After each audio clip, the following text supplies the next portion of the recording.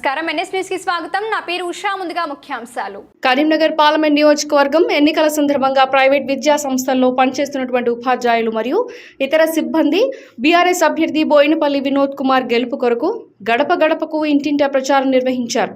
ఈ సందర్భంగా ట్రాన్స్ఫా రాష్ట్ర నాయకులు యాదగిరి శేఖర్ రావు మాట్లాడుతూ మా విద్యా సంస్థల్లోని పనిచేస్తున్నటువంటి ప్రతి ఒక్కరికి పేరు పేరున కృతజ్ఞతలు తెలుపుతూ వినోద్ గెలుపు ఖాయమని ఒక ప్రకటనలో తెలిపారు।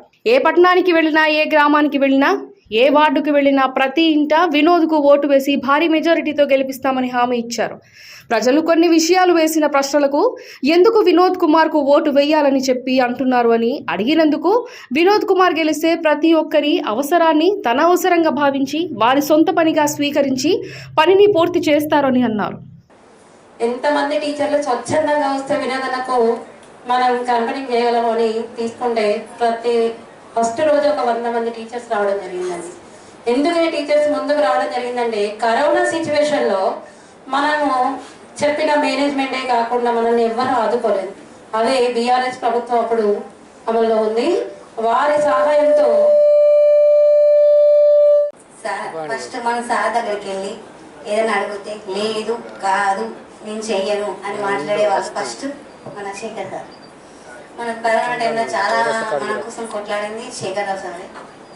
2500 క్యాష్ బియ్యం అవన్నీ ఇచ్చారు। గవర్నమెంట్ టీచర్స్కి ఇచ్చారు, ప్రైవేట్ టీచర్స్ని ఎవరు పట్టుకోలేదు। ఆటో డ్రైవర్లకు కూడా ఇచ్చారు, కానీ ప్రైవేట్ టీచర్స్ని ఎవరు సపోర్ట్ చేయలేదు। ఇప్పుడు మన హెల్త్ ఇన్సూరెన్స్ గురించి కూడా కొట్లాడేది మన శేఖర్ రావు సార్ గారే కాబట్టి మనం అందరం చాలా థ్యాంక్ఫుల్గా ఉండాలి సార్।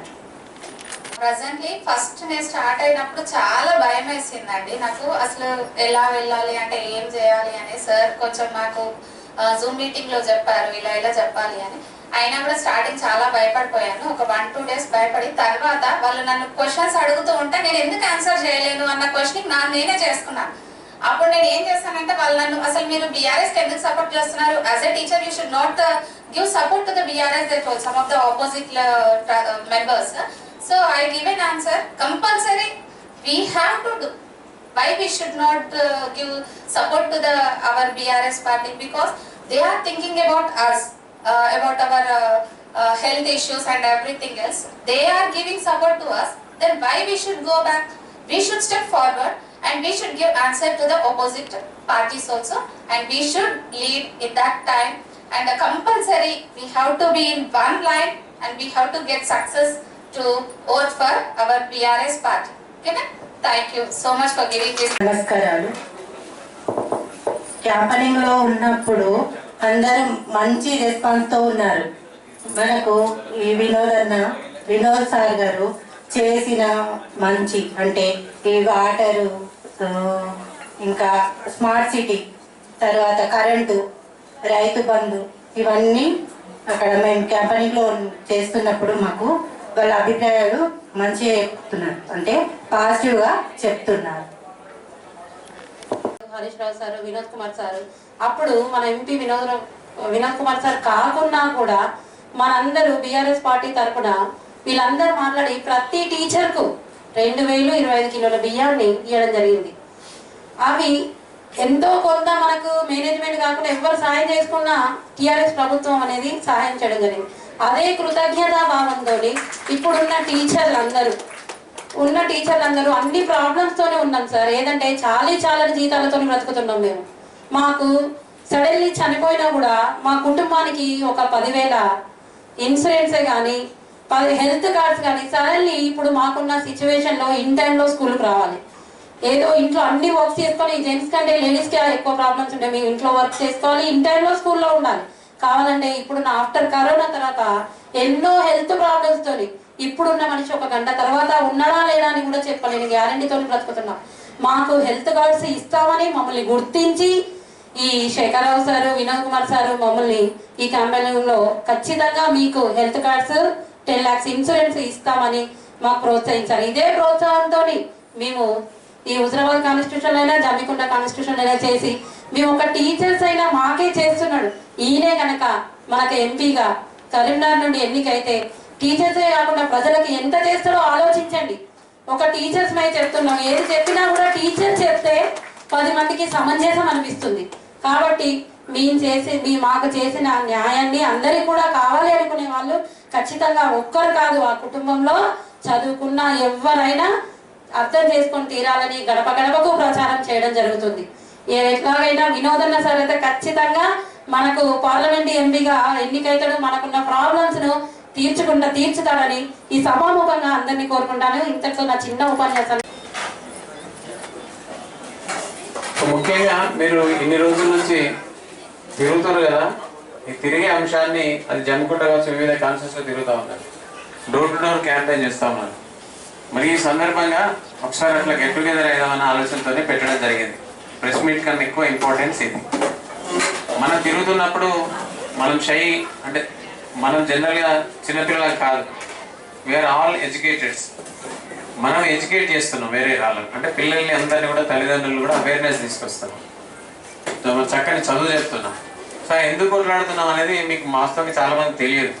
సరే ఎలక్షన్స్ వస్తుంటే పోతుంటే 5 ఏళ్ళకి ఒకసారి, 5 years ఒకసారి వస్తుంటే పోతుంటాయి. ఒక 3 గంటలు ఈవినింగ్, ఒక 3 గంటలు సాయంకాలం కూడా డోర్ టు డోర్ కాంప్లైంట్ ఇచ్చి తిరుగుతూ ఉన్నారు. మరి యొక్క అనుభవాలు వాళ్ళు తిరిగితే ఓటర్ ఏమంటున్నారు, ఓటర్ మహాశయులు. అలాగే చాలామంది వినోదనకే వేస్తాం, స్మార్ట్ సిటీ చాలా చక్కగా తీసుకొచ్చారు. ఈరోజు కరీంనగర్లో మా యొక్క వెహికల్స్ కానీ మా ఆరోగ్య రీత్యా కానీ అంతకుముందు దుమ్ము ధూళితో ప్రయాణం చేశాము. మరి ఇప్పుడు ఆ స్మార్ట్ సిటీ రావడం వల్ల మా యొక్క కరీంనగర్లో ఆ బాధలు నెట్టిపోయినాయి. ముఖ్యంగా ప్రైవేట్ బస్సులు కూడా చాలా రిపేర్లు అవుతున్నాయి. అంతకుముందు గుంతలు ఉంటే వాటర్తో కానీ ఆ గుంతలతో కానీ అనేక పట్టీలు అట్లాంటివి ఎగుతూ ఉంటాయి. అట్లాంటివన్నీ కూడా ఈరోజు మేము మాయమైపోయినాయి అనేది స్మార్ట్ సిటీ రావడం వల్ల. ఆ స్మార్ట్ సిటీ ప్రదాతలు అలాగే ముఖ్యంగా రైల్వే లైన్, ముఖ్యంగా వీళ్ళ లోపల చాలా కరోనా సమయంలో 2000 రూపాయలు 25 కిలోల బియ్యం భారతదేశంలో ఎక్కడ కూడా ఇవ్వలేదు. ప్రైవేట్ టీచర్స్కు అలాగే డ్రైవర్స్కు, అటెండర్స్కు, ఆయాలు, teaching and non teaching staff అందరికీ కూడా 2000 25 కిలోల బియ్యం ఇవ్వడం. ఆ సమయంలో ప్రైవేట్ స్కూల్లో జీతాలు లేకుండే, పాఠశాలలన్నీ కూడా మూతపడి ఉండే, కొన్ని మాత్రమే ఆన్లైన్ నడిచింది. మరి ఈ సందర్భంగా మేమందరం కూడా రాష్ట్ర ప్రభుత్వం కీలకంగా ఆ రోజు 2000 25 కిలోలు రావడానికి కారణం ముఖ్యంగా పెద్దలు వినోదన్ననే రాష్ట్రమంతా ముఖ్యమంత్రి గారితో ఒప్పించి అది ఇవ్వడం జరిగింది అనేది ముఖ్య ఉద్దేశం. పార్టీలు ఏమైనా ప్రైవేట్ పాఠశాలకు చాలా పనులు చేశారు. ముఖ్యంగా ప్రైవేట్ టీచర్ లోపల మనోగతం ఏంటంటే ఏ పార్టీ నాయకులు కూడా ఈ రోజు వరకు కూడా వాళ్ళ యొక్క ఇన్సూరెన్స్ విషయంలో కానీ వాళ్ళ యొక్క హెల్త్ కార్డు గురించి కానీ ఇప్పటి వరకు కూడా ఎవరు పట్టించుకున్న దాఖలాలు లేవు. కాబట్టి మాకు చాలా జీతాలు ఉంటాయి, తక్కువ సాలరీస్తో మీ కుటుంబమే ఎలా తీస్తూ ఉంటాం. మరి ఈ సందర్భంగా మాకు ఒక హెల్త్ కార్డు, అలాగే ఏదైనా జరగడానికి సంఘటన జరిగినట్లయితే ఒక ఇన్సూరెన్స్ అనేది అవసరం ఉంది అనేది తను ప్రైవేట్ బిల్లు 2018లో పెట్టడం జరిగింది లోక్సభలో. అది అప్పటి నుంచి ఇప్పటివరకు కూడా పెండింగ్లో ఉంది. ఇప్పుడు కనుక తాను గెలిస్తే భారతదేశం అంటున్న కోట్ల మంది టీచర్లకు, నాన్ టీచింగ్ ప్రతి ఒక్కరికి కూడా లాభం జరుగుతూ ఉందని. అందులో ఎగ్జాంపుల్గా గత అంటే 2016లో DLED diploma learning in education అనేది ఒక 18 లక్షల మంది రాశారు. అన్ట్రైన్డ్ టీచర్స్ వాళ్ళంతా కూడా ట్రైనింగ్ అయ్యి ఈరోజు వాళ్ళంతా కూడా టెట్ రాస్తున్నారు, డిఎడ్ ఎవరైతే డిఎస్సి రాస్తున్నారో దానికి ఎలిజిబుల్ కూడా అయ్యారు.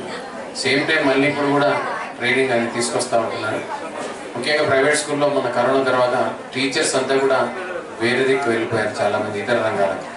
ఇప్పుడు వచ్చిన వాళ్ళంతా బీటెక్, ఎంబీఏ, ఎంఏ అట్లాంటి వాళ్ళు వస్తున్నారు. కానీ యాజ్ పర్ నామ్స్ ఖచ్చితంగా ట్రైనింగ్ ఉండాలి. సో ఉండాలి కాబట్టి ఆ ట్రైనింగ్ ఒక 1000 కోట్లతోని వినోదన్న ఫ్రీగా ఇప్పించారు. తను సెక్రటరీకి వెళ్ళి కన్సర్న్ మంత్రులతో కలిసి ఒప్పించి ఆ శాఖకు సంబంధించింది భారతదేశంలో 18 లక్షల మంది ట్రైన్ అయ్యారు. అట్లే ఐటీ కూడా 1 కోటి రూపాయలు అంటే ఇలా 5 కోట్లు. అలాగే ఫైర్ ఎన్ఓసి కావచ్చు, ఇతరత్ర ప్రైవేట్ పాఠశాలకు సంబంధించిన అంశంలో తను కీలక పాత్ర పోషించారు. ముఖ్యంగా ప్రైవేట్ పాఠశాలలు అంటే ప్రభుత్వం ఇప్పుడు కూడా ప్రభుత్వ పాఠశాలల గురించి, టీచర్ల గురించి విద్యను ఫ్రీ ఇవ్వాలి కాబట్టి ప్రభుత్వ టీచర్లకే ఎక్కువ ఇంపార్టెన్స్ ఇస్తారు, ప్రభుత్వ పాఠశాలలకే ఎక్కువ ఇంపార్టెన్స్ ఇస్తారు మన నామ్స్, కాన్స్టిట్యూషన్. కానీ ప్రైవేట్ వ్యవస్థను ఎవ్వరు కూడా పట్టించుకోరు. ఎవరికి వాళ్ళే సొంతగా కరస్పాండెంట్ తన సొంతంగా స్కూల్ పెట్టుకొని ప్రభుత్వ సాయం కానీ ఇతర సాయం కాకుండా తల్లిదండ్రుల సాయం తీసుకొని పాఠశాల ముందు తీసుకెళ్తారు. మరి ఈ సందర్భంగా ప్రైవేట్ పాఠశాలలో చేరదీసింది భారతదేశం అంతా కూడా ఒక రౌండ్ టేబుల్ కాన్ఫరెన్స్ కావచ్చు, రకరకాలుగా చేసిన సందర్భంలో తను చాలా సాయం చేశాడు కాబట్టి మా మేనేజ్మెంట్స్ కానీ ఇలా టీచర్స్ కానీ చక్కగా గడప గడప తిరిగిన మిత్రులారా దయచేసి మీ అందరికీ కూడా చెప్పేది ఏంటంటే ప్రైవేట్ టీచర్స్ గడప గడప తిరిగి వాట్సాప్లు కావచ్చు, ఫోన్లు కావచ్చు, మెసేజ్లు కావచ్చు, ఇవన్నీ కూడా చేసి ఈరోజు వినోదన్న గెలుపు ఖాయమని చెప్తా ఉన్నారు వీళ్ళంతా కూడా. అందుకోసం వీళ్ళ మనోభావాలను కూడా మనోగతాన్ని కూడా మీరు తెలుసుకోవాల్సిందే మిత్రులు చెప్తూ ఇప్పుడు ముఖ్య పెద్దలు రవీంద్ర రెడ్డి గారిని కూడా వీరు పక్క ఏ రోజైతే కేసీఆర్ ఆమరణ నిరాహార దీక్షలో కూర్చున్నాడో అదే సమయంలో అదే టైం మీద సేమ్ టైం మీద మేము ఉద్యమంలో కీలక పాత్ర పోషించడం జరిగింది. అదేవిధంగా అదొకటే కాకుండా ఇంకా వ్యక్తిగతంగా ఆర్గనైజేషన్ పరంగా కూడా హెల్త్ కార్డ్స్ క్రియేట్ చేసి ఇవ్వడంలో కానీ ఇంకా ఎన్నో కార్యక్రమాలు మేము రూపొందించడం జరిగింది. ఇక మమ్మల్ని చేరదీసినటువంటి ఆదరించేటువంటి వ్యక్తి బోయినపల్లి వినోద్ కుమార్ గారు. ఆయన ప్రత్యేకంగా మమ్మల్ని గ్యాదరింగ్ చేసి ఏర్పాటు చేసి మీరు చాలా ఇబ్బందులు ఉన్నారు, ఆర్థిక పరిస్థితుల్లో ఇబ్బందులు ఎదుర్కొంటున్నారు కాబట్టి మీకు ఒక ఇన్సూరెన్స్ నేను ప్రొవైడ్ చేస్తాను, తద్వారా మీకు ఏదైనా జరిగితే దాదాపు 10 లక్షల ఇన్సూరెన్స్ మీకు వచ్చే ఛాన్స్ ఉంటుందని చెప్పి మాకు ఒక హామీ ఇవ్వడం జరిగింది. అదేవిధంగా ఆరోగ్యశ్రీ కార్డు కూడా తను వచ్చేటట్టు ఏర్పాటు చేస్తామని హామీ ఇవ్వడం జరిగింది. ప్రత్యేకంగా టీచర్స్ అండ్ లెక్చరర్స్ అంటే విద్యా సంస్థలలో పనిచేసే అన్ని రకాల విద్యా సంస్థలు పనిచేసే వాళ్ళందరూ కూడా ఈ విధంగా ఇప్పించే ఏర్పాటు చేస్తామని హామీ ఇవ్వడం జరిగింది. కాబట్టి మేమందరం కూడా ఆయనకు మద్దతు తెలుపుతున్నాము. ఆయనే మాకు ఏ విధంగా సహాయ సహకారాలు అందిస్తున్నాడు కాబట్టి మేము కూడా మా బాధ్యతగా తను చేసినటువంటి దానికి 2 రెట్లు మేము కష్టపడుతూ ఆయన గెలుపుకు మేము సహకరిస్తున్నాము.